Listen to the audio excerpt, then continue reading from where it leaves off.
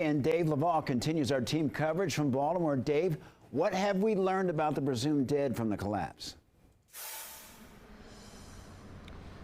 Well, good afternoon to you, Mark. We still don't have the names of the victims, but we do know more about where they came from before they arrived in the United States. Makeshift memorials have been placed along Fort Armistead Road, not far from the bridge where they worked as a tribute to the 6 men.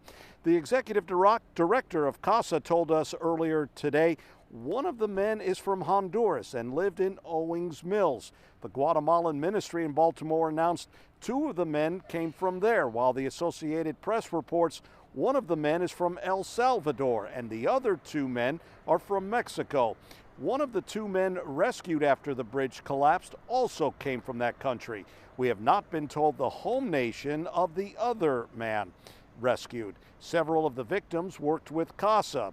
Executive Director Gustavo Torres said the men may have come from different countries, but they all shared one thing in common.